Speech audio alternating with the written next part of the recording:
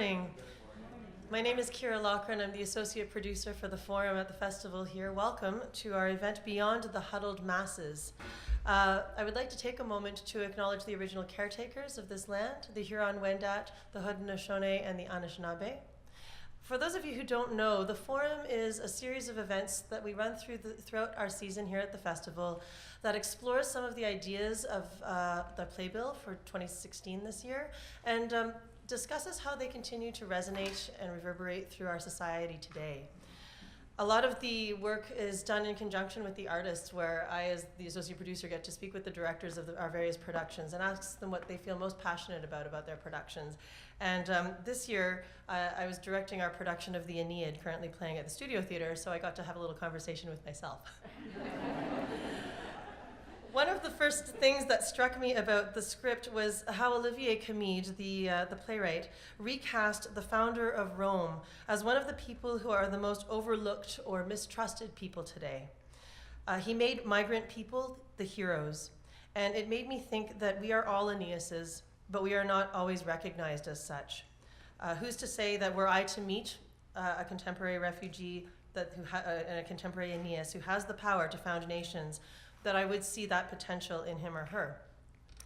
This led me to the memory of a story that Olivier told me about his grandfather, Charles, who the play is dedicated to and is inspired by his story of escaping Egypt, and how after surviving that journey from Cairo to Canada, he went on to become the translator to the current Prime Minister of Canada. Or my own grandfather, who grew up in a tiny village in rural China, whose wife became the first Chinese Canadian to get the Order of Canada and died as a snowbird retiring down in Florida.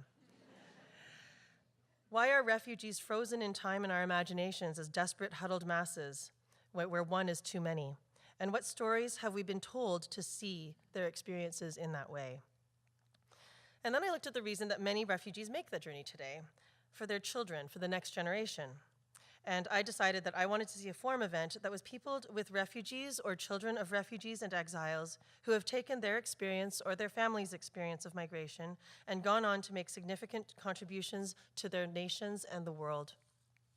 So that when we say that this nation was built by immigrants, we don't just mean the Chinese laborers who built the railroad, etc. We also mean the people whose family histories have led them to be the policymakers, advocates, and the people who make change in the world. At the end of the Aeneid, Acadi says, we are going to found a new empire, a truly universal empire, the empire of the displaced, the defeated, the fugitive, the runaway, the immigrant, the diaspora of wanderers and exiles, the empire of those who have something broken inside them, the largest empire in the world. So I'll close with this proposal. It is not despite what they have been through, but perhaps because of it, that they will be able to do just that. Our panelists today, we're really lucky to have them. Flora Tara is a human rights activist and author from Kenya who came to Canada after being brutally terrorized in Kenya for running for parliament. Harold Koh is the Yale law professor and former legal advisor of the US Department of State, whose parents were exiled from Korea. And Payam Akavan is a professor of international law at McGill University and a Forum UN prosecutor to The Hague, whose parents left Iran. I'm going to turn it over to Paul Kennedy, who will be your moderator for today's event. We're really grateful that Paul was able to moderate this conversation for us. You might probably know him as the host of CBC Radio's Ideas program and an award-winning journalist and broadcaster. Paul.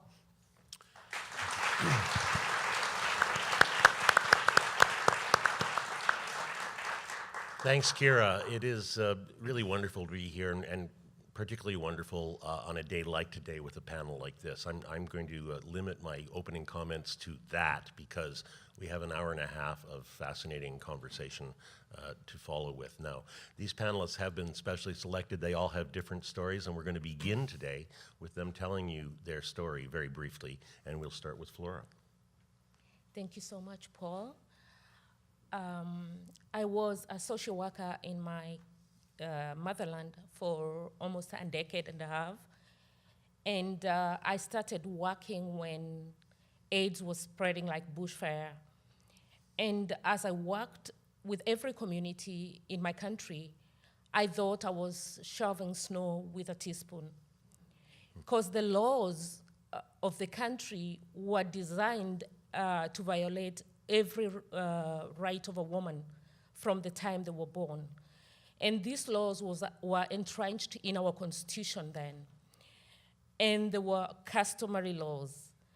I'll name a few of them that I thought were very, very harmful. That's female genital cutting, wife inheritance, child marriage, beads of bondage, where a young child under the age of 10 years was being bidded to be married. And when bidded, she was tested like you go testing wine in Niagara Falls, and not being told the consequences of doing that with that particular suitor. And if the suitor did not want her, then she's handed over the next night to another person. This really broke my heart. And when I looked back to our constitution, I knew that we're not going to do anything unless we, the women of Kenya, get into political leadership and get into parliament and change that particular law. I was not looking at the whole constitution. I was looking at that particular customary law that was entrenched in the constitution. And after doing a gender and governance program in my riding, because other women were also participating in the engendering the political process, I made up my mind. I won't sit at the periphery.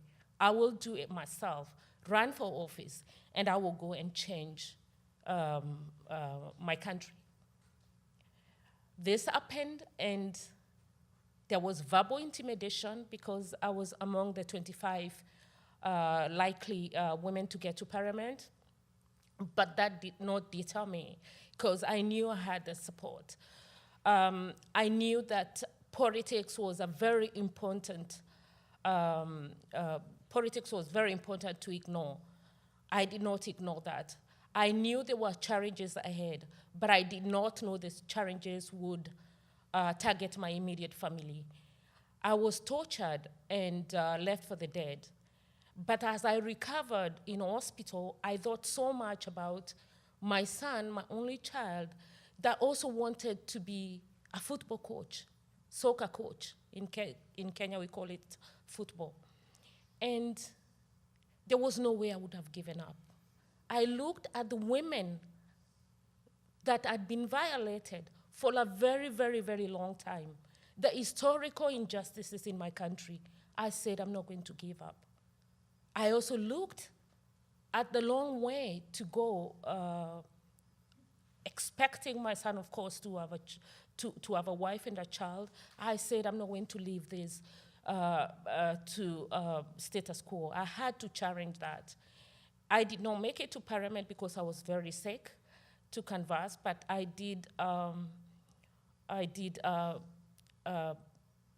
get somewhere because the particular system I was fighting in my riding was defeated. 4 months after this, again they targeted me and murdered my only child, the child that I was fighting to make my country a better place for him and his children. That was 8 years ago.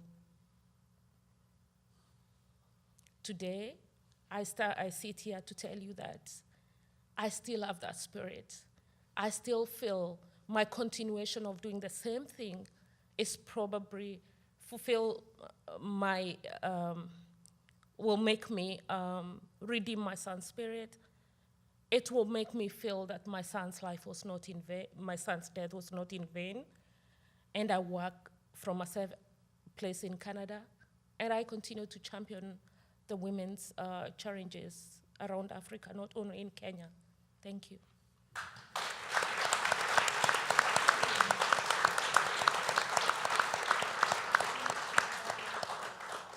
Thank you, Flora. That is obviously a very difficult story, but a very important story, and thank you especially for telling it to us. Thank you. Howard has a slightly different story, but also a story of migration, of movement. Yeah, so first of all, I should say I'm not Canadian, and I apologize for that. That's what Canadians do.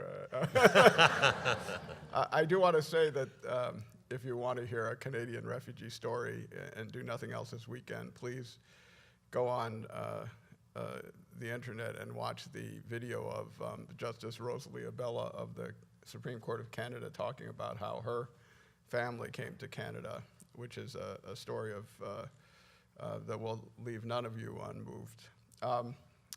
Our story is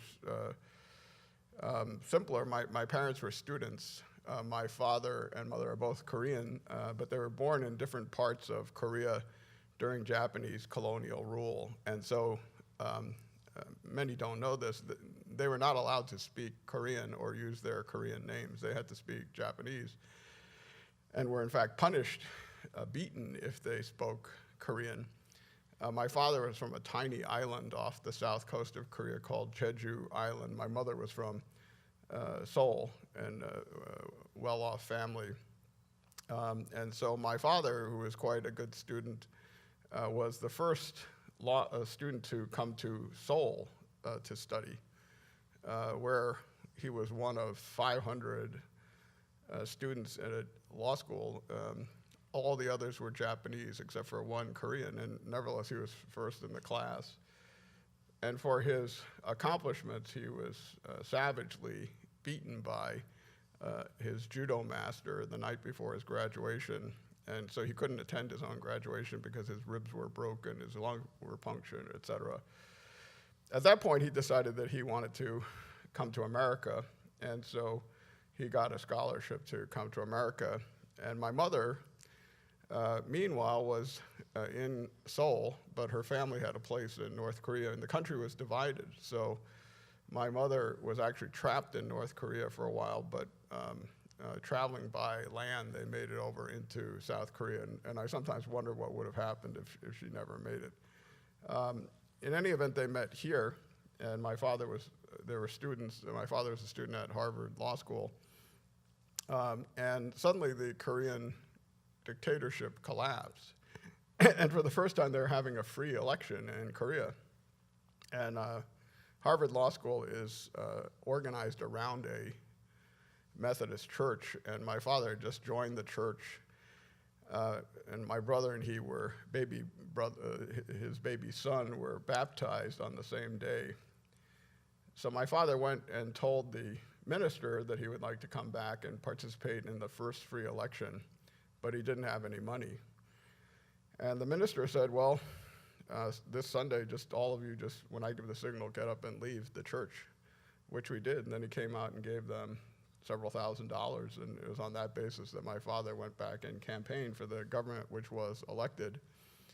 Only less than a year later, and my father was at this point the head of the embassy in Washington, and we were living in Washington. He suddenly heard that the government was going to be overthrown by a military coup. And he tried to warn his government, but it failed. And so suddenly we were exiled. Exiles and refugees both have the common feature of fearing political persecution if they return. But again, a miracle of miracles, he heard that his boss, the first freely elected prime minister of Korea, was going to be executed. So he went to the White House and met with the deputy national security advisor, a man named Walt Rostow, who he had met because of his studies at Harvard. And he described the situation and said all he was trying to do was fight for democracy. Is there anything you could do? And Walt Rostow said, we assure you, we know where he is and he will not be harmed. And my father was just staggered by this, that this American power could reach across the globe and make this kind of promise. And then I'm almost done here. Suddenly, Rostow turns to my father and says, what are you going to do? And my father said, well, I'm unemployed, and I'm exiled, and we have 6 kids. And Rostow says, don't you teach law? And he says, yeah, I could teach law. And he said, my brother, Eugene, is dean of Yale Law School. And he said, let me call him. So he calls him. While my father's standing right there, my father retreats a discreet distance. And they're on the phone for 10 seconds, literally 10 seconds. And my father just assumed nothing of importance could be transacted in that period of time. And Rostow returns and is looking at stuff on his desk. And my father sort of meekly says, what did he say? Oh, and Rostow looks up now, distracted by the next thing, and he says, oh yeah, can you get there in a week? And a week later we went, and I became a professor there, and 40 years later I was the dean. So I have never for a second forgotten when I'm a professor at Yale Law School that it was the kindness of a professor and dean there, which is what got us there.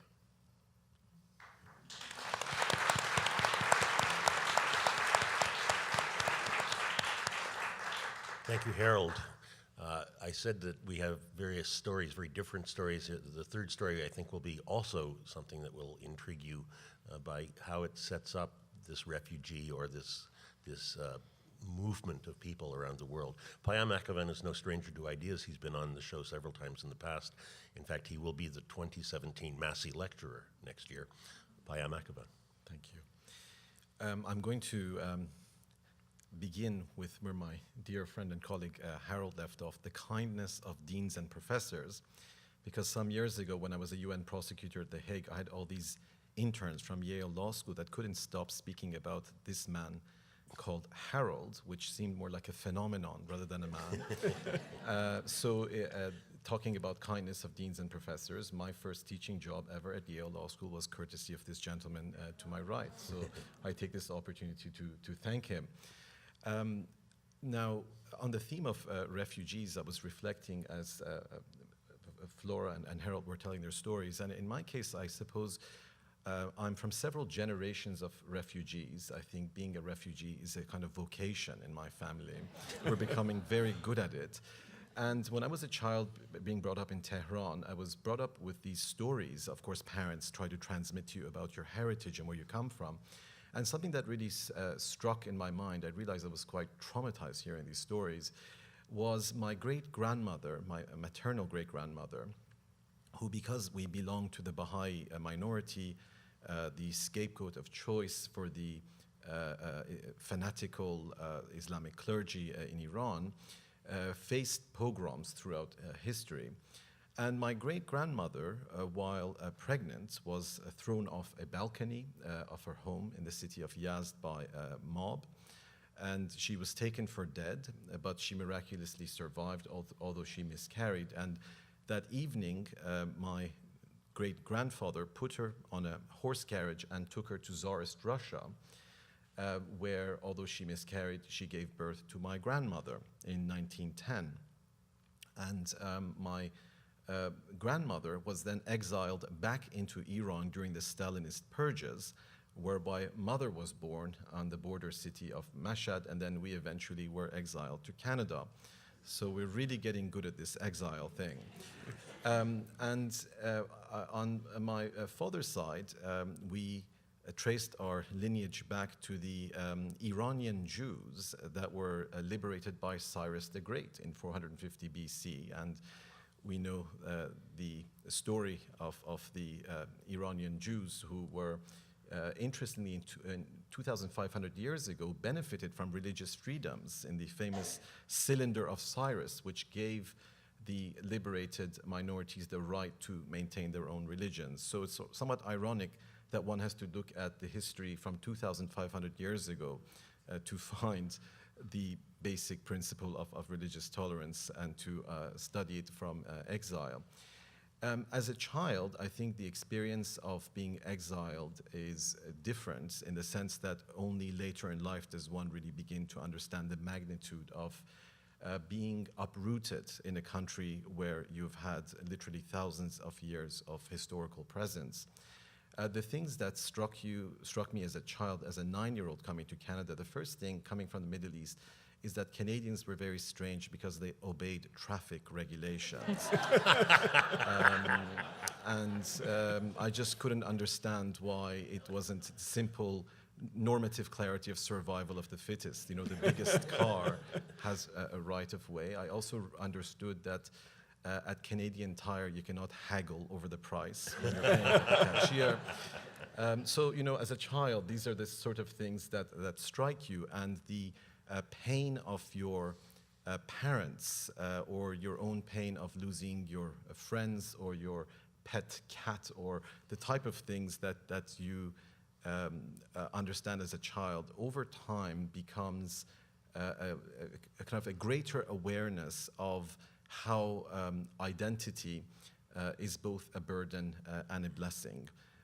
How sometimes fate deals you a certain hand, and the only thing that you can do is to deal with it and to use that pain and that anguish as a way of redeeming yourself. So I think the story of redemption is a journey. We all come at it from different and unique perspectives, but I can maybe say one other thing, that while being a teenager, I think I finally woke up to the reality of why we were in exile. When I was 16 years old, my contemporary, Mona Mahmoudnejad, was arrested by the Revolutionary Guards in Iran, and her crime was basically teaching a class of Baha'i children who had been expelled from school because of their religion. After enduring months of torture, Mona was hanged together with 10 other women. And I think that was the sort of experience after which I could never turn back. I felt that it was a matter of my personal honor to dedicate myself to serving humanity, to the principles that she stood for, because I realized that the only thing that divided me and her was fate, was circumstance. I happened to be in Canada, she happened to be Iran. The loss of my uncle, again to torture, and many, many other loved ones, I think was that point of no return when we realized that being exiled isn't about being displaced from a physical place, but it's really about an emotional space. It's a longing to redeem lost innocence and to redeem one's humanity. I think I'll stop there.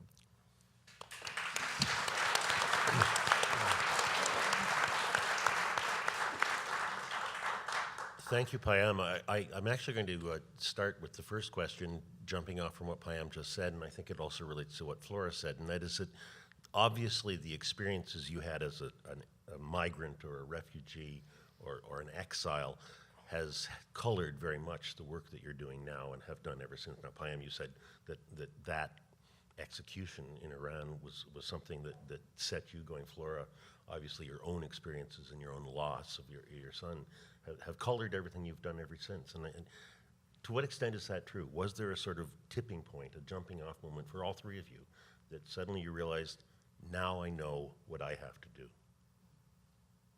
Do I go first? Sure, Flora.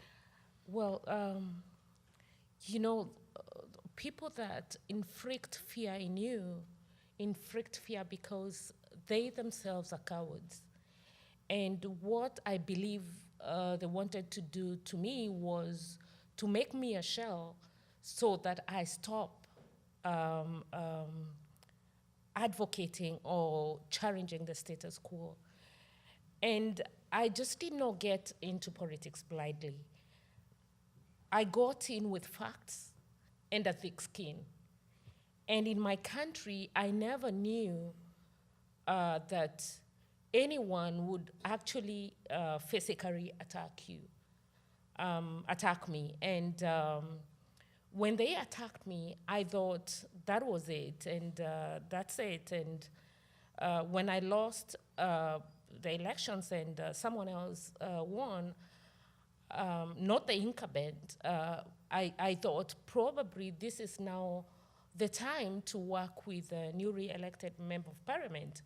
And that's what I did as soon as it was over and as soon as there was electoral violence, I decided to start advocating for peace because Kenya had started banning, and I couldn't sit in boardrooms strategizing and advocating for women to get more appointments. So I started that campaign on Terror Against Terror, asking the youth to stop raping children and raping women, because the war on disputed elections had become the war on skirts. I'll give you an example of the youngest child that was raped in 2007 was a 2-month-old baby. What did a 2-month-old baby got to do with disputed election? The eldest was 85 years. What did that woman do to deserve that? So this really hurt me as a woman and as a woman's rights advocate, and this is what had made me get into this politics.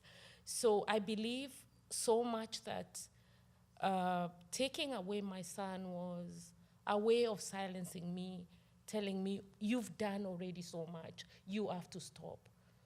So if I give up today, then I've given up to the cowards. And I'm not ready to do that because I'm not a shell. I still have that spirit burning in me. No matter how far I am from Kenya, I will still work for the women of Kenya to advocate for change and to help hit the glass ceiling like they're doing in America and Canada. I may be today in a glass prison, but I still have that. I still have that fire burning in me to redeem the women of my country. Please keep that fire burning. So I was much more cautious and late in the game than Flora. So there's a great irony, obviously, which is that the parents of the refugee parents take tremendous risks. And having made those risks, they often want their children to be cautious and not risk the new position they found. So the shaping event of my life is that my father was the only person in the embassy who organized people to resist the military coup, and they signed an oath that they would never serve a military government. And dozens of others signed the oath, and the only one who kept the oath was my father. And later on, as all the other people went on to positions of importance, they were made foreign minister, prime minister of Korea. I asked him once, do you regret not having these positions? And he said, you know, someone who's ready to sacrifice their principle can always get a job in the government.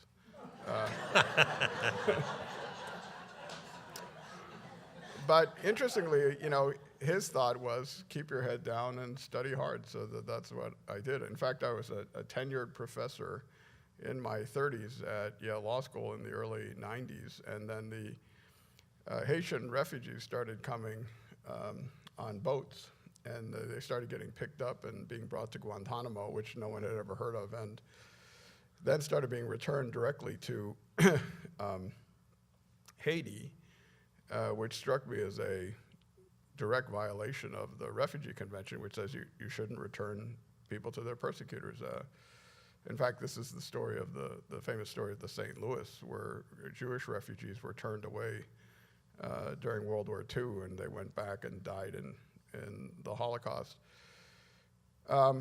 So lawsuits were brought, and my students said to me, would you be willing to bring such a case? And initially my thought was, gee, you know, I'm a professor, I don't actually do anything. But then I thought about it, and I thought, you know, if not me, then who? If not now, when? And if not this, then what? You know, if a person with tenure at an Ivy League university doesn't have the freedom to do these kinds of things, who is himself the son of exiles, how can I expect anybody in a more fragile position to do it. So we filed the suit against the US government, and we won some initial motions, and then suddenly they filed a motion against us for what are called Rule 11 sanctions and a bond. So we were being asked to post a $10 million bond, and I was looking at, I think what turned out would have been $3 million of personal liability running against me as the person who signed the complaint. My wife is sitting over there, so you know what kind of a loving wife I am. And we suddenly realized this is a serious business. If you're going to stand up for these principles, people will try to scare you off. But we also thought that the only way out is through. If we win, they won't get these sanctions. So we litigated and we won, and the sanctions were dropped. And it proved to me that actually standing up for the principles that other people think that they should believe is actually something that itself has its own kind of power. And I've sort of stuck with that idea ever since. Payam. Every time Harold speaks, I have to start my speech with something that he left off on. He's my mentor, so he has no choice in the matter. But when Harold said that, what good does a law professor do? I remember when I joined McGill after being a UN prosecutor for 10 years, the dean came to me and says, Payam, we know it works in fact, but does it work in theory? So I spent the rest of my life trying to figure that out. But I think maybe I'll begin with a poem from Rumi, who is one of the great poets from my culture. And he says that the light enters through the wound. And I think that we have an uncomfortable relationship with pain and suffering in North America, in our sort of self-indulgent consumer culture. And I say that someone who feels incredibly blessed to be in Canada, because I know what my fate would have been had I stayed behind. But I also think that we underestimate the power of pain and suffer and struggling, which we don't necessarily choose, in opening us. And Flora speaks about a shell becoming an empty shell. Well, sometimes we are an empty shell because of suffering. Sometimes we're an empty shell because of the lack of suffering, because of emptiness. So I think that suffering is an incredible opportunity to realize one's own humanity and to have that fire which she speaks about, because sometimes you reach a point in life where you have no choice. You have no choice. You cannot be the bystander anymore. You cannot be complacent and indifferent. And as painful as that is, there's also something incredibly beautiful and inspiring about the resilience of the many, many survivors of genocide and crimes against humanity that I've seen in my career. And I don't think I would have ever pursued that career had I not felt that sense of helplessness as a child, as an adolescent, when you see that your father and mother has sunk into this abyss of depression because your uncle, with whom you have so many childhood memories, has been tortured to death. And then you see the photo of his bloodied body, and those images stay with you. And the human instinct is to want to do justice, to want to make things better. And I think perhaps that was the beginning for me of my journey of exploring human suffering, of understanding that injustice isn't some theoretical abstraction, but it's something that is felt, it's something that cuts you open like a knife. And I suppose that's how I ended up at the War Crimes Tribunal in The Hague, wanting to do justice, wanting to speak truth to power.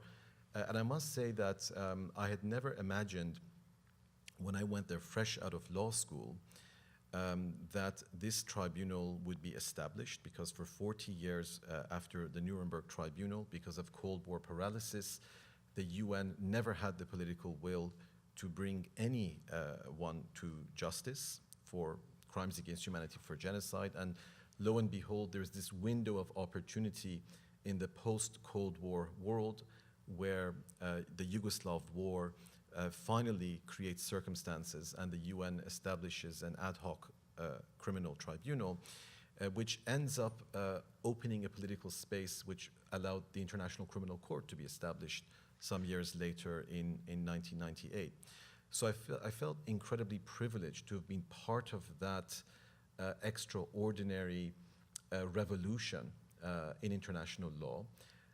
And it was a question of being in the right place at the right time, or perhaps being in the wrong place at the wrong time, depending on how you think of a career chasing war criminals. And I know, Paul, that you were there for the Milosevic trial, and I remember as a lawyer in my 20s, sitting in the UN building in Geneva and seeing Slobodan Milosevic, the mastermind of ethnic cleansing, attending the UN Peace Conference, and the incredible instinctive rage that you feel about the political culture which wants to sanitize power, sweep all these horrible crimes under the carpet in the name of pragmatism.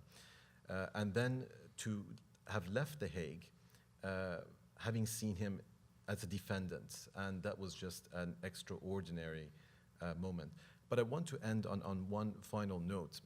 It's also very humbling when you enter the business of pursuing justice, because I was tremendously excited about seeing Milosevic in The Hague, but I also felt a certain futility after spending a decade of my youth chasing war criminals, because you realize that the enormity of the crimes are such that no punishment is ever enough. And that's what Hannah Arendt said in her famous letter to Karl Jaspers, her mentor, after the Nuremberg judgment. She said that the Nazi crimes explode the limits of the law.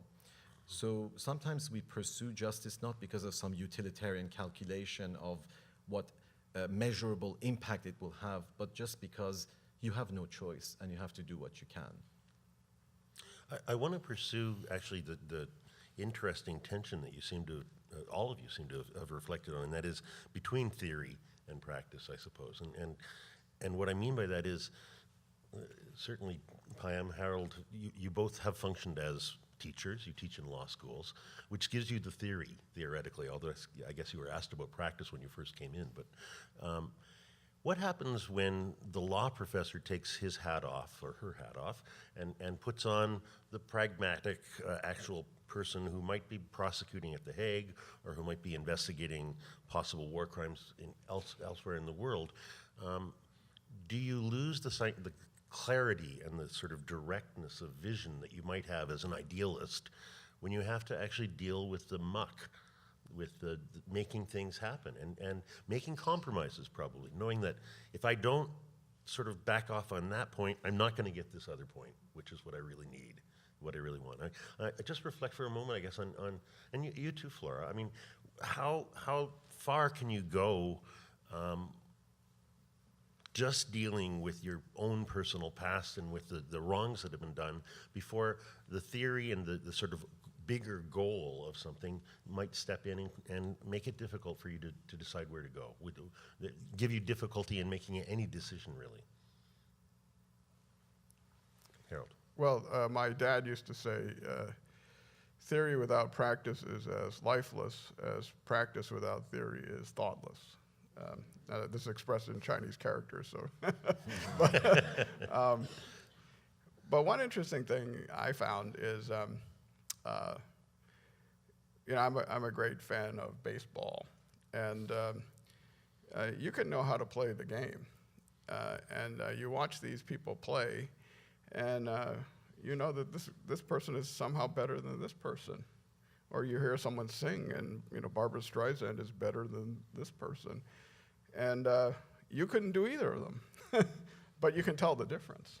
And after a while, you start to think, if I were trying to do the same kind of thing, play this game, how could I play it more effectively? And you can always get better. And you then see that, in fact, the joy of it is not is the playing, is making the effort. Now, more concretely, many decisions. I've been in the government 10 years of my professional career, and very often a mistake gets made, a tragic mistake. And in academia, they say, the error was made back here. We never should have invaded Iraq in 2003. We shouldn't have. So well, let's get a cookie. We've solved that problem, and they're fools. But in the real world, if you're in the US government and you're working for Barack Obama and Hillary Clinton, you've gone down the road that should never have been taken, and your job is to get the road to bend back to where it ought to be. And that takes a long time, and while you're doing it, people are saying, you're still on the same road, what's wrong with you? We told you back there you made a mistake. And the answer is you can't undo history. But at the end of the day, it seems to me that you have part of your life to spend analyzing and part of your life to spend doing. In fact, it's a great Canadian, Ed Broadbent, said to me once, I don't know, many of you know Ed, says, I said, Ed, you had a very interesting career between the academy and politics, and he goes, when the urge to do exceeds the urge to think, then I get into politics. And he goes, and then when the urge to think comes back, I get out. he said that principle has served me pretty well. But do you have trouble sleeping at night when that urge is bothering you? Well, when things are going badly, you always think, I wish I was in there. And then when you're in there, you say, I wish somebody else was in here. But you only live once, and I was, whenever you see these professional athletes or singers, they always say, it was those years that I was performing that I remember. And by the way, can I say this? I really need this job. I'm sorry. I'm in the theater. I can't not do this. And a chorus line is playing this afternoon at 2 p.m. at the Stratford Festival. Flora, do you ever feel the urge? I mean, you've actually spent more of your life in the fray than outside the fray, and in it in horrendous ways. Do you ever feel the urge or the desire, the wish to go to some calmer, quieter place where it could be more theory than practice? I'm Flora, and I have a platform in Stratford today, but there are so many Floras in Kenya that do not have the platform I have. And my thoughts at Harold was speaking was, these two are international human rights lawyers. And I'd like to, Kenya has ratified so many international treaties. And in my case, I feel like they violated the treaty that they had signed on Convention of Discrimination and Violence Against Women, the CEDAW law. They also violated my political and civil rights to run for office and to seek leadership. These are treaties that have been signed by my country, and you as an international criminal lawyer say, what would you think should be the best way to address this? Because if I just leave it, it will still continue. Next year, we're going again for elections. And what if we manufacture another 16 floras or 17 floras? Is there any country willing to take those floras in and just leaving the case as it is? Or do I come to you and sit with you and tell you, now Howard or Panam, I want to sue my country, not for my own interest, but for them to understand that they have to take responsibility of the most vulnerable people in the society, who are the women. You cannot inflict fear and kill our children because we've challenged the status quo. What would you, if you were Flora, do in such a case? Thank you, Harold. I tell my students that it's very easy to be idealistic in the classroom, but you have to roll up your sleeves and get your hands dirty, and you have to struggle in the arena of human suffering. And And I don't tell them that that's something which they should do because of, middle-class liberal guilt. But I tell them that it's the most beautiful thing they can do with their lives. And I've seen my students over the years, as I'm sure Harold has, that the ones that pursue meaning and purpose with a passion are the ones that have the most fulfilling lives. I think about how we confuse knowledge with theoretical abstractions. I think that developing strong intellectual analytical capabilities is, of course, a very important part of education, but we completely disregard the importance of emotion as a form of cognition. If anything, our whole tradition of Occidental rationalism is about privileging distance over intimacy. We celebrate dispassionate analysis, and I understand that. You need to have a certain intellectual rigor. But at the end of the day, when you're dealing with human rights, when you're dealing with international law, if you don't understand the reality of what you're dealing with, you will never have the fire and the passion to use your knowledge accumulated at whatever, McGill or Yale or other elite institutions to actually go and make a difference. And what's worse, I think that in our self-indulgent culture, we sometimes exploit other people's suffering as a platform for the demonstration of our own moral virtue. Rather than having any genuine empathy, I think about the wonderful book of Elizabeth Spellman called The Fruits of Sorrow. She says, suffering is an arable field in which some do the hard work and others arrive just in time for the harvest. You sow the seeds and I pluck the fruits of sorrow. And when I look at celebrity activism, the kind of glamorization of human rights, I realize that we're bringing that sort of crass consumerist attitude even to that profound human experience, that intimate encounter with suffering. So I think that to me, idealism is not about platitudes. Idealism is not about that sort of feel-good activism, which gives you recognition, a nice curriculum vitae, whatever. But idealism is about struggle. Idealism is about being wounded and continuing. And I think that that's a dimension of human existence that we have lost. We've emptied ourselves of that, I would dare say, mystical core in understanding what it really means to be idealistic. So I don't think we can really separate theory from practice, or put differently, ideals from struggles. Can I say something about this? Not to name drop, but I once met Nelson Mandela for 5 seconds or 10 seconds. I was in the U.S. government. I was at the UN, and he comes in to speak at the UN Security Council, and our ambassador, Richard Holbrooke, was his host. So he brings him into where all the U.S. government officials are, and we're all in awe.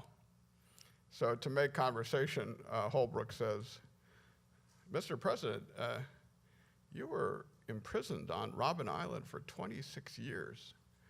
How did that feel?" And Mandela says, "Sometimes I miss it. I got a lot of reading done." And in that second, you suddenly knew how he survived. This unbelievable spirit of indomitability that was projected in everything he did, and that he could see the silver lining in everything. So I think the upside of the suffering is that there are people who come away with genuine inspiration, and then they inspire each other, and you draw on this inspiration like a bank account. There's a story I tell to Canadian audiences because they love it. It's about Canadians. When I was the Assistant Secretary for Human Rights, I went to Kosovo before the bombing. And at the time, there was a growing refugee crisis. And they had on my program meet with humanitarian leaders. And I go into this room, and these 3 kids come in with big, maple leaves on there. They're Canadian, and I think the oldest one is about 22.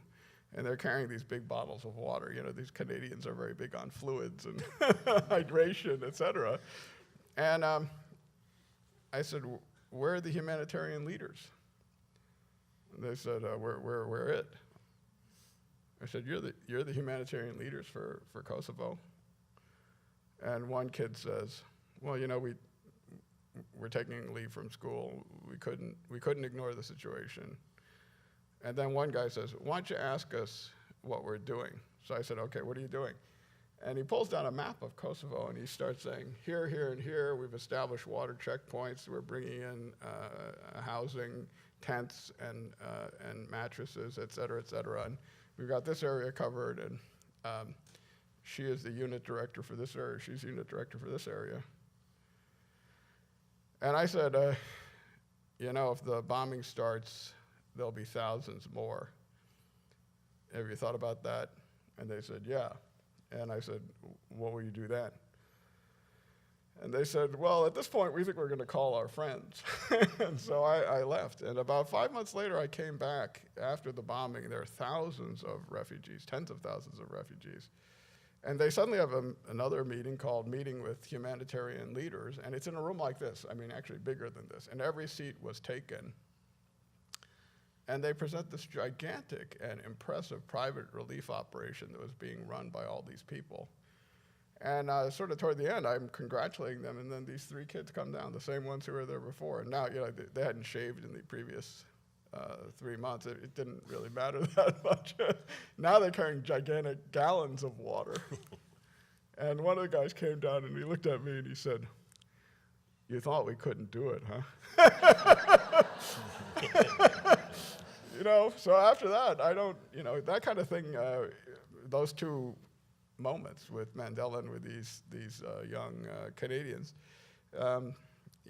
every time you feel depleted, you have to think about that. There is a sort of silver lining, I suppose, inside the dark clouds, and all 3 of your lives exemplify that. You've all had events or circumstances in the past that didn't kill you, in some sense almost kill you, but in fact made you stronger. What didn't kill you made you stronger, and that has sort of put you onto a trajectory which is very useful for the world at large. The world at large is in a very interesting place right now, and it's in. Payam, you were talking about how the tribunal at The Hague opened up a space which made possible the creation of a world criminal court, and all of these are developments, and international law is developing. This is at the same time that we have probably the worst refugee crisis in human history happening, and people, individual people and masses are moving around the globe. I feel it would be remiss if I didn't ask 2 really prominent human rights lawyers where we're at. Is the world keeping up with the developments that are happening, or are we just trying to keep up and falling behind at the time? Or is it possible that those 2, the ideal of international law and the reality, this sort of ugly reality right now of the world situation, will they come together? Payam. Harold is looking at me again whenever it comes to these questions. I think that to put it in simple terms, the reality of humankind is inextricable interdependence. Inextricable interdependence is not an ideal. It is an inescapable reality. The problem is that leaders, or rather the political culture which gives rise to certain types of leaders, are unable to change their policy frameworks, their calculation of what is in the national self-interest,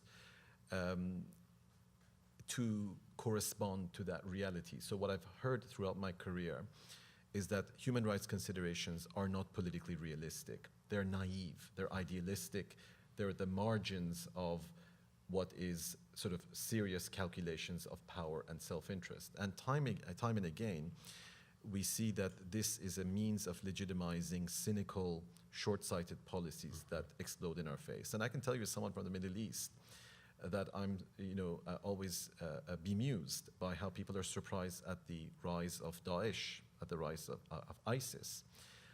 And if one traces the long history of sordid decisions to support this or that hyper-corrupt dictator that instrumentalizes religious fundamentalism as a means of staying in power, and then we look at the complicity of Western political elites in those policies. I think we should be surprised that ISIS didn't occur earlier than it actually did.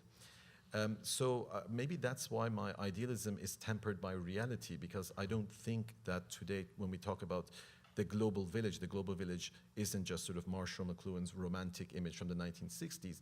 The global village is a messy reality, but it's nonetheless a reality. And when I left the UN after 10 years, I said, I'm tired of war zones. I want to go and practice corporate law in New York and have a simple life. So I went to New York just before September 11th. And that was a very powerful experience, because on September 11th, my wife and 2-year-old child and parents were on their way to the World Trade Center. And in Sarajevo, in Kigali, in all the places I served with the UN, I could get on a UN airlift and leave. It was someone else's problem, no matter how much sympathy I felt for them. But for several hours when the telephone lines were down, I had to wonder whether my 2-year-old child is still alive or not, and this in the middle of New York. And I think that that was the story of interdependence. It wasn't the story of clash of civilizations and all this nonsense that academics who've never traveled to this part of the world, haven't read a single book about the history of this part of the world, who go on to become policymakers, who go on to create these theories which have a profound influence, I think, about the clash of civilizations. Samuel Huntington's depiction of the Yugoslav war as this sort of outburst of primordial tribal hatred, whereas everyone I met in the streets of Sarajevo came from a mixed marriage. And it's the same thing in the Middle East. The Middle East is a complex, incredibly diverse fabric of different faiths and religions that have lived there throughout the millennia. And it took a great deal of preparation to tear it apart. So I don't want to get into Middle East politics because we'll be here well into the evening.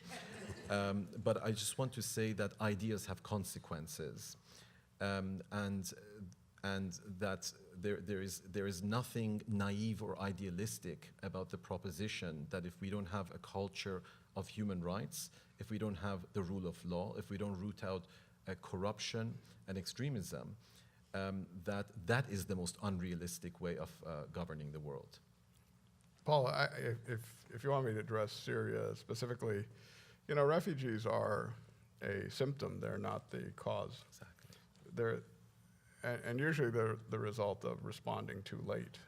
So the academic in me would say correctly that more should have been done 5 years ago at the beginning of the war. But the policymaker and human rights person in me says, here's where we are now. So what we need is, we need a ceasefire, multilaterally brokered. We need safe zones so that people who are still there can stay and not be bombed, barrel bombed, or hit with chemical weapons. We need burden sharing, and so the Trudeau government's Welcome Refugees hashtag movement, which has taken tens of thousands, has set a important example. It prompted the Obama administration to go to 10, and now they say next year they'll take up to 100,000. The frontline states, Turkey, Jordan, and Lebanon, are tottering. The EU needs to be supported. Merkel, who is the person who's led the EU's humanitarian response, is under enormous pressure, needs to be supported. Ultimately, there needs to be some kind of political solution which may involve some sort of de facto partition or zones of control or whatever. The only thing I say is that Bosnia was in a not dissimilar situation. What we really need is governments who can work together on this. I think that you have a party in power here that's re-engaged on these human rights and humanitarian issues. My hope is that our country will have such a government too. And at the end of the day, this is about leadership and resolve and willingness to attack these problems and start to win this ground back piecemeal on the diplomatic side. And at the end of the day, in the meantime, You know, there's nothing like compassion. The guy who drove us to the hotel here in Stratford last night was telling me about how he was driving Syrian refugees, how he saw them as like himself. And he came from England, I don't know how many years ago. And, you know, refugees are us. That's basically the message. Fleur, I would love to hear you reflect on what Payam said, and that is that the world is intensely interconnected right now. Do you feel that? Do you feel that as a woman who's had your experiences from Nairobi, do you feel that it is a global village, that everyone's listening? Well, I think the world has become a global village, and I would speak for Kenya right now because, like you know, Kenya has just closed the largest refugee camp in Africa that held about more than 10,000 refugees. Actually, 10,000 is a small number, I would say. I don't know the exact number, but it was a large. 500,000. 500,000. Al-Dabab, Somali refugee camp. Yeah, and they've closed the camp. And as someone who has been adopted in a foreign country, I'm lucky to be in Canada, and I'm very proud to say I'm Canadian now. I look at it and ask myself, what if it was me?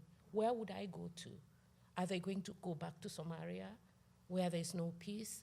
Are they going to go back to Sudan? So I think, as my co-presenters have said, we need to be in touch with the reality. Like, you can't close your boundaries. You can't close your doors on these people. And if there's no political will, this is a political problem that needs political will. And I believe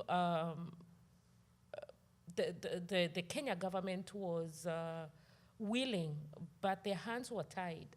They had more problems than, you know, they had to take care of their own rather than the others that had come. So I think the world closed their doors for Kenya, and I think it's about time they also thought about helping Kenya maintain that camp. But I don't know the reasons why it was closed, and I can't speculate. But I feel it really pains me to know that a camp where I worked before, and the children that I knew grew up there, they didn't know any other home. They don't have a place to go. And this not only creates that, it creates a lot of total insecurity in both Kenya and both Somalia. So unless something is done, I really do not know, and I will never understand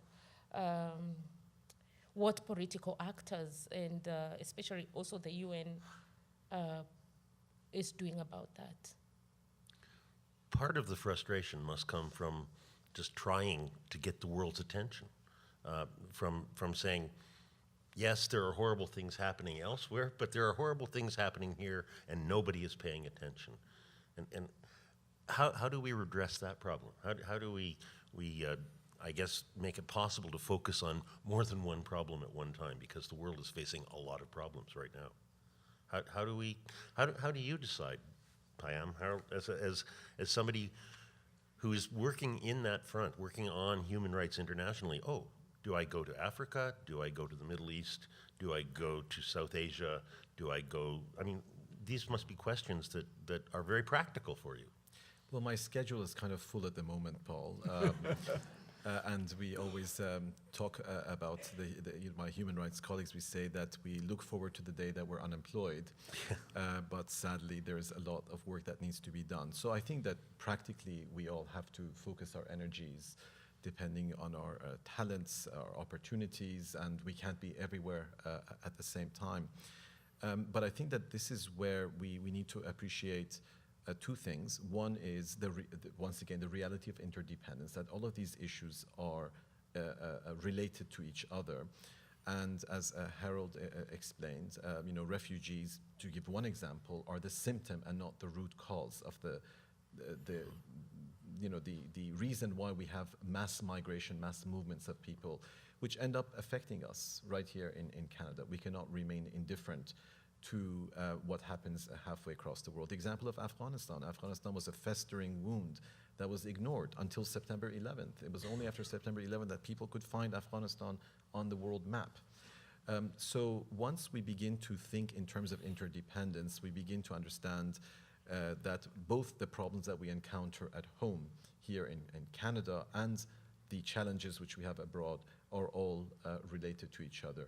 The way in which we think about the plight of our indigenous peoples is also going to influence the way we think about our foreign policy. Are we going to be, as my friend Sacha Trudeau said, confused followers, or are we really going to be moral leaders on the world stage at a time when the world desperately needs visionary leadership beyond the putting out of this and that fire? I think we need long-term solutions. Just to give one example, I was recently in Iraq, in the Kurdish region, and I went to a prison where I met several ISIS captives. And I met there an 18-year-old unsuccessful suicide bomber, obviously because he was still alive. He was captured before he could have detonated his explosives. And I had the most remarkable conversation with this 18-year-old Syrian man who gave me, the typical ideology of, we must kill the enemies of Islam, we must be martyrs, and all of that. And then after the conversation was finished and he told me about the violence and the corruption and the desperation that he had encountered in his village, his eyes fill up with tears, this monstrous suicide bomber, and he says, "I miss my mommy. Can you help me go back to my village? I wanted to go to medical school. I wanted to become a doctor." And that was an incredible moment of understanding from an intimate point of view how it is that ISIS is able to recruit these thousands of children. And I think policymakers need to go to that prison, need to speak with young people like that, and then think about the consequence of the politics of big oil, the decades of cynical support for highly corrupt authoritarian regimes that have instrumentalized religious extremism as a way of staying in power. And once you begin to understand that that is not just unethical and immoral, but it's going to come back and blow up in our own face.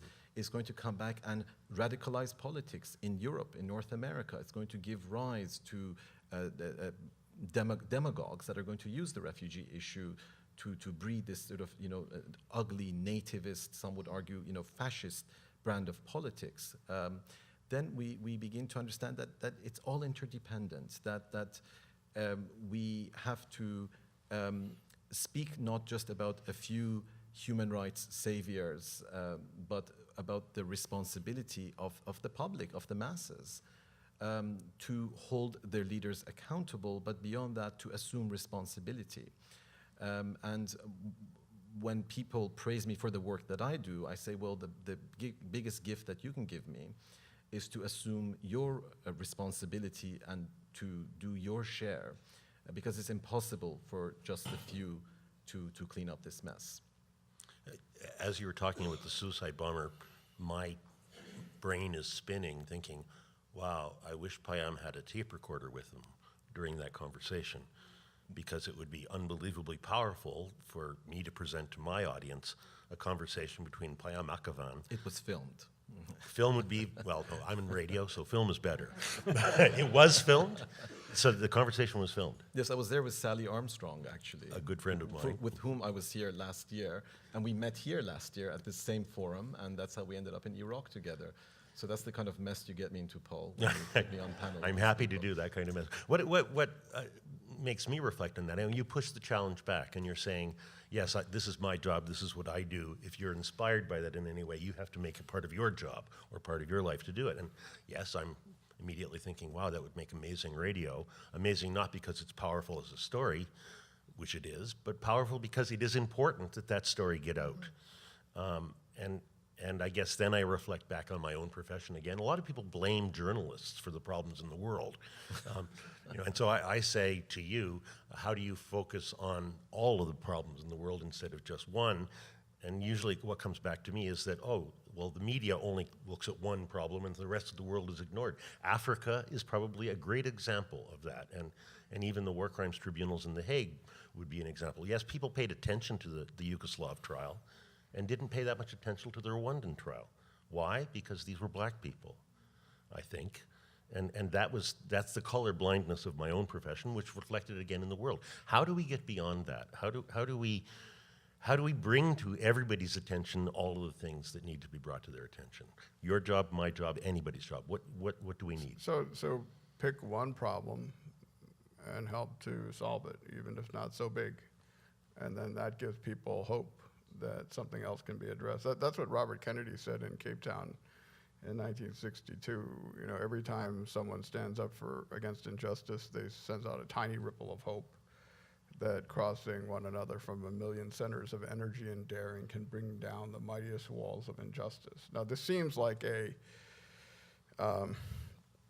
idealistic thought, but in fact, people need to believe that one issue, take the case of female genital cutting, which was invisible, but brought forward and made an issue that could be the basis for political asylum, could be the basis for a broader movement about sexual violence and gender-based violence.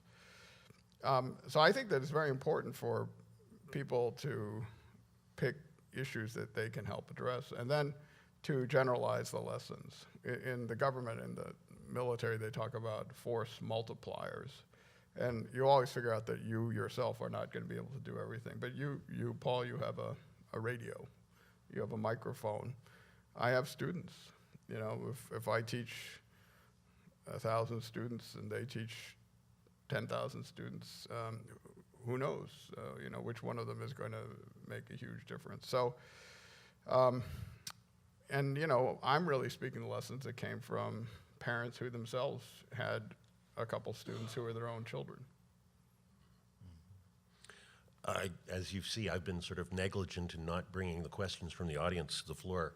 I'll start doing that now in the 10 minutes that's maybe left to us. This conversation could and probably should go on. This could be a weekend seminar, and we could convene again next weekend to pick up the points that we raised but didn't really deal with. This is a big question, and it's a question I assume mostly for the gentlemen on the panel, but certainly, Flora, you can weigh in. Is Assad a war criminal? Harold? That was my revenge on Harold. You bet. Yeah, he is such a war criminal. That's not the question. The question is twofold right now. Where is he held accountable? And when is he held accountable? The trick with war criminals is sometimes you need the war criminal to help you make the peace, and then leave the scene. And that was the challenge in Bosnia. You know, both Milosevic was at Dayton, but then he was in The Hague. So it can happen, and it doesn't always happen. I think in international criminal justice, I would say, we say justice delayed is justice denied. In my line of work, justice delayed is justice delivered. Because in the short term, more often than not, it's impossible to bring these perpetrators to justice when they're still in power.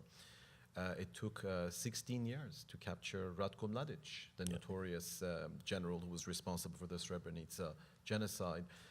And I think that in the case of Syria, we're falling into the same trap as we did in Bosnia. In Bosnia, those of us that wanted to hold the leaders of the policy of ethnic cleansing accountable were ridiculed as naive idealists until the political realists understood that there's no way you can patch together a multi-ethnic Bosnia if these ethnic hate mongers, or what we call ethnic entrepreneurs, are still in power. So that's why I'm saying that we need to rethink human rights, not in terms of naive idealism, but in terms of political realism, in terms of how you create a sustainable peace. And if you want to really put together the contending communities in Syria and have long-term sustainable peace, can you remove justice from the equation? Is that a realistic way of achieving peace, not just in Syria, but in the wider Middle East? So I realize that it may take some time, but I would certainly hope that the policy makers would ensure that that is an integral part of a long-term strategy for the region. But I should just, Sorry. Assad used chemical weapons on his own civilians. His soldiers drop barrel bombs on innocent civilians almost every day. That's not ordinary political activity. Those are war crimes. And even if he's in a war, those are unacceptable tools of war. And if I may just add to what Harold said, I think that the spectacle of ISIS has deflected attention away from the reality of the crimes of the Assad regime. I think the rough statistics are that for every one civilian killed by ISIL, about 10 have been killed by the Assad regime. So the overwhelming proportion of atrocities are still committed by the government forces, even if they don't advertise it on social media like ISIS does. And the refugees don't say they're fleeing from ISIL. They say they're fleeing from Assad. Yet the Russians and the Americans are together bombing ISIL, but they're not acting against Assad.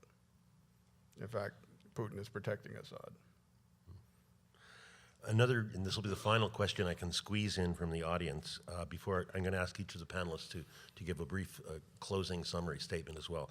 This is a question, though, about the female Canadian professor who is currently in prison and possibly being tortured. The question is, what can Canada or human rights groups do to intervene in that situation?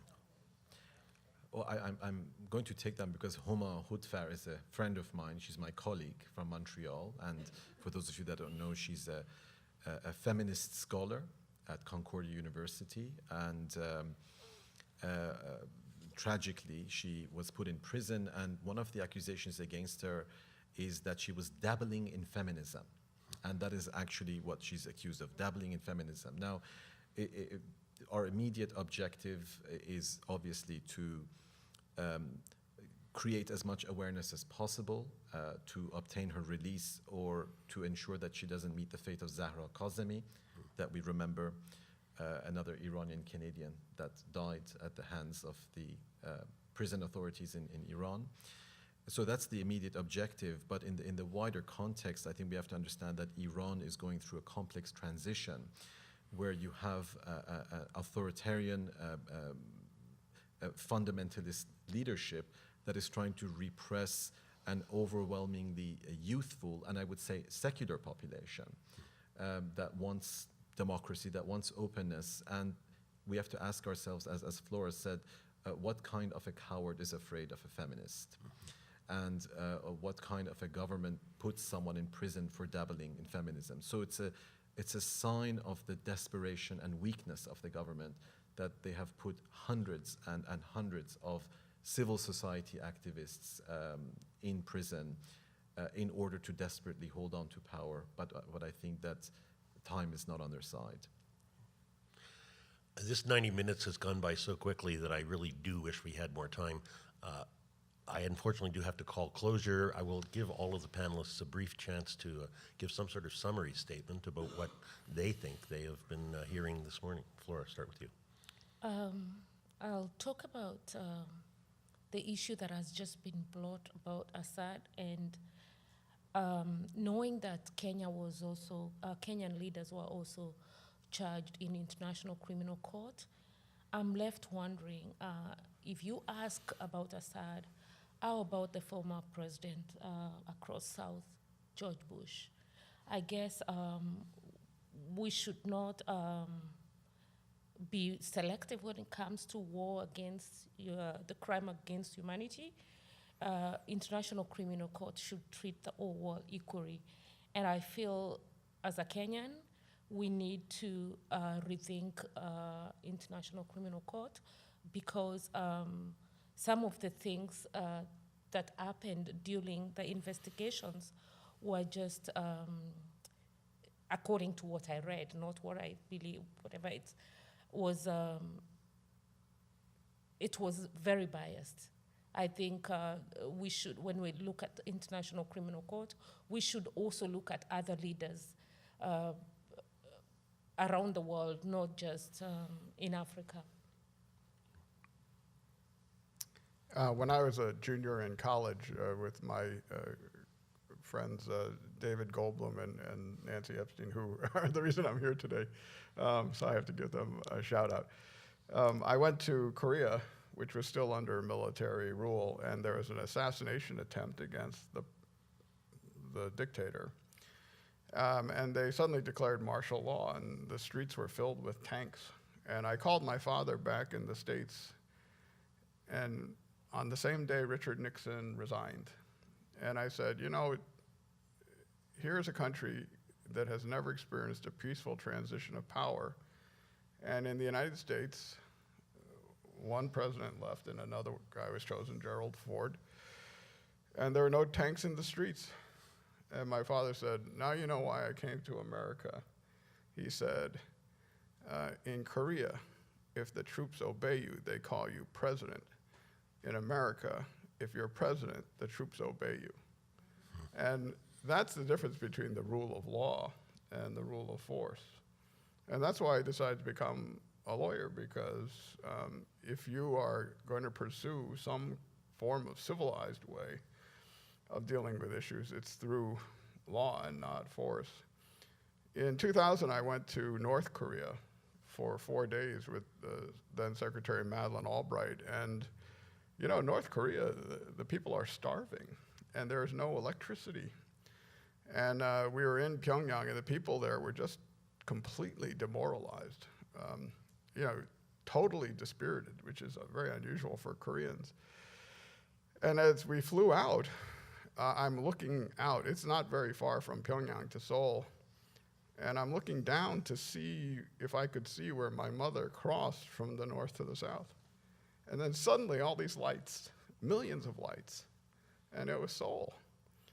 And these are the exact same people, North Koreans and South Koreans. The only difference between this world of darkness and the world of light is that one was a society of democracy and law, and the other was a society of totalitarianism.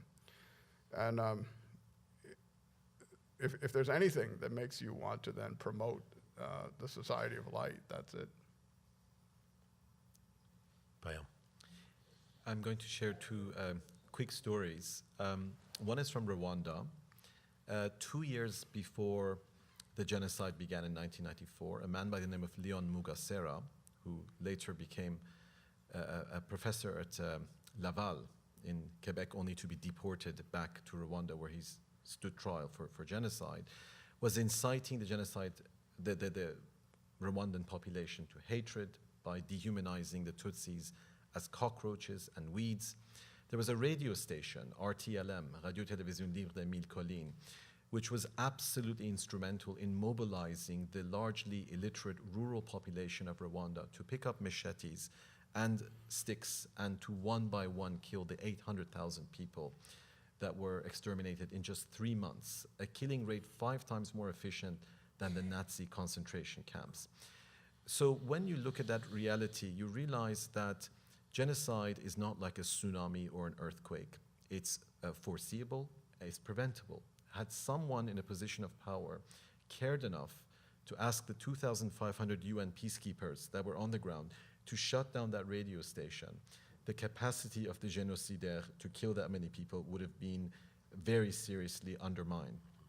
So I don't think we need to resign ourselves to headline news and imagine that these evils are inevitable.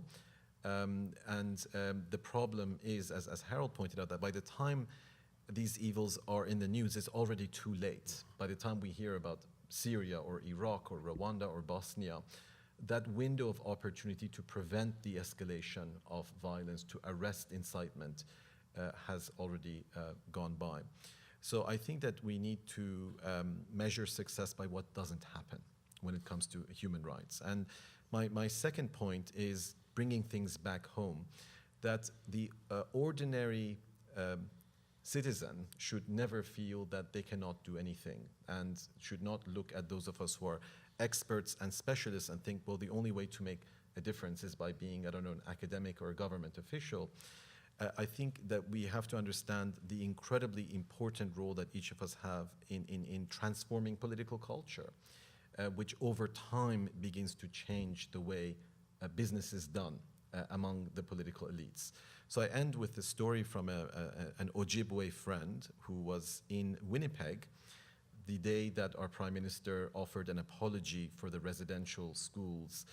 A few minutes later, he heard a knock at his door, and there standing were an elderly immigrant couple with a whole bunch of cupcakes on a plate, doing what Canadians do very well, which is to say sorry. That was a remarkably touching gesture by, the next door neighbor, who were elderly immigrants who could barely speak English, but they understood enough to come and give this gesture of transcendent humanity to their indigenous neighbors. So I just want to end with Edmund Burke's words: all that it takes for evil to triumph is for good people to do nothing, and all of us have a share in the world that we create.